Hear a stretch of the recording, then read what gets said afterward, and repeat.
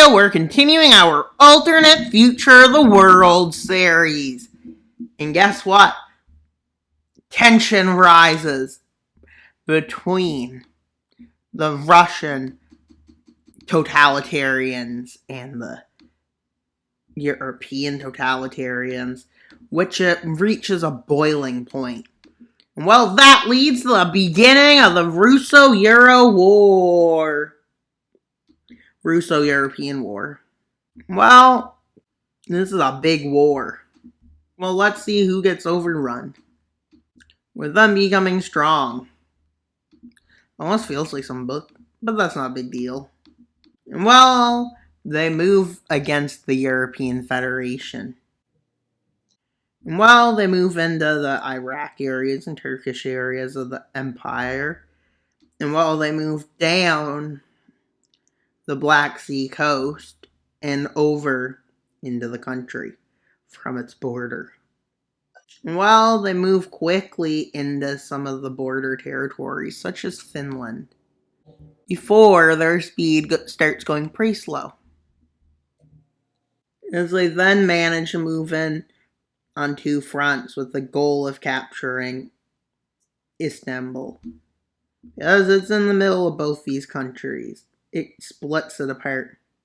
Let's go to the Finnish front line, the Nordic front line. Well, they're getting pushed forwards. And the blue team's being pushed back. With the front line starting to develop. With the European Federation pushing the Russians back. And the front line starts to stabilize. Around there. Well, not much happens for a bit. But then, China decides to go on an annexation of two of their puppets. Well, this is a big deal. It looks like East Asia, honestly. Bigger than East Asia, honestly. Kind of similar. With the totalitarian European Federation denying to its people that's getting pushed back. Yes, denying it. You heard that, denying it. And, well, they push forwards here. But not long after, the totalitarian Russians make a landing. Well, looks like East Asia is being put, not East Asia, let's go to China. The Chinese imperialists are moving towards being more pro to the European Federation, believing that can benefit them. Well, you may think this isn't good, but realistically, it isn't that bad or good for one. Well, they move here to where the defenses increase. With the move to try to take over the Balkans as they move into like the Greek areas, well, they don't do much out of it. It becomes more of a stalemate here. Well, totalitarianism isn't good. Well, they move down here. The Finnish forces are getting pushed back. Well, you can see a lot's happening. But here, there's two countries, realistically. Not much is happening there. And well, they manage to push back toward to the border in this area, the front line. And over here, they start to do better. But a new thing starts to happen. Well, they start swiftly pushing the European Federation out of the Balkan, out of the Nordic nations. Maybe not the Nordic, but Scandinavia and Finland. Well, this area collapses.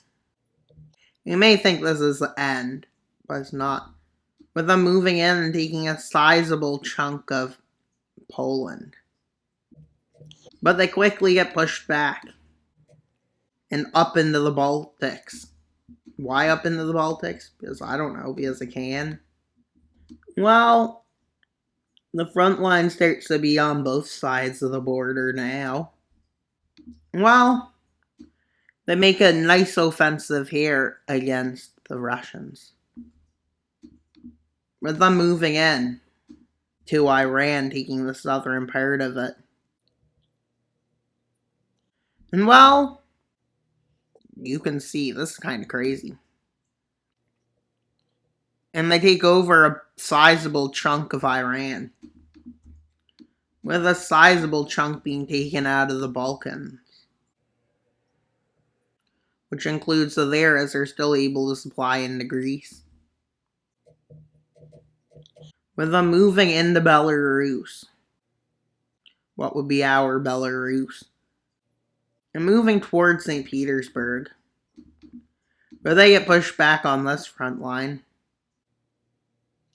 as other nations plan on joining, but none do yet. And while they move up over here into like Azerbaijan areas, and they meet over to the front line with China, which kind of is like East Asia, I guess. Looks like it, but not really. With them deciding to back out of Greece. And ever I wonder is what their strategy is with this. And then they decide to come in from the north. And well, into the breadbasket of Europe in some areas. And this is what becomes the borders for a bit, de facto. And let's go here. Nothing happens. It's just the wild Mapper Empire and the Lunar Republic started having more and more less interesting. And well, finally, China makes its preparation and decides to annex Pakistan for more port access. More port access, more port, more port, more port. This isn't good. But regardless, it doesn't really matter the front line for either side.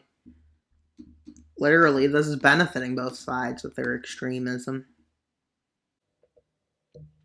Well, it became more so who controls the most at this point. With an attempt to kick them out, which goes pretty well for the Russians, to kick them out here, and they kick them back in Iran, taking back control of the coast that they desperately want.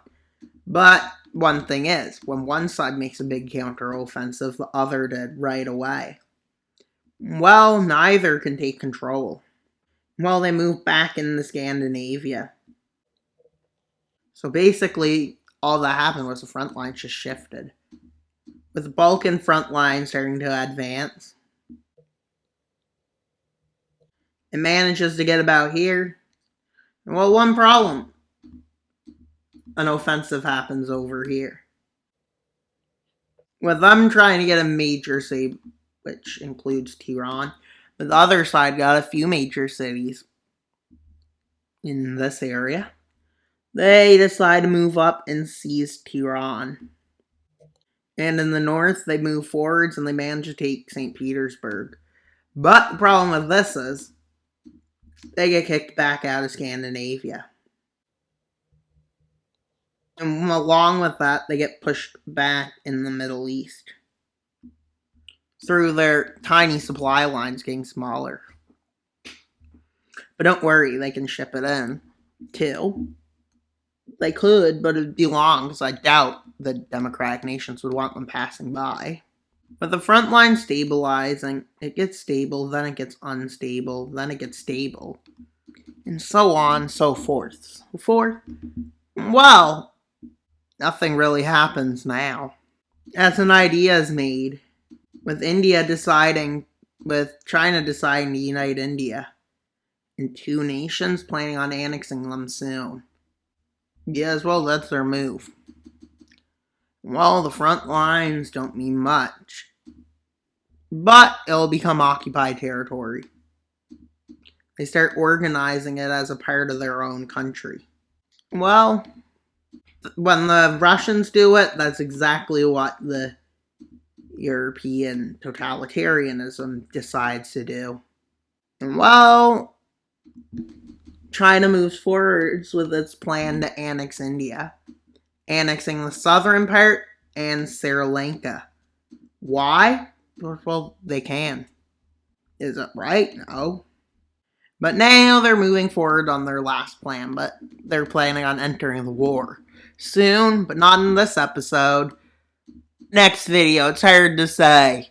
But that's all for today's video. Please like, subscribe, and comment. Wild Mapper out, but not until you subscribe. Bye, guys!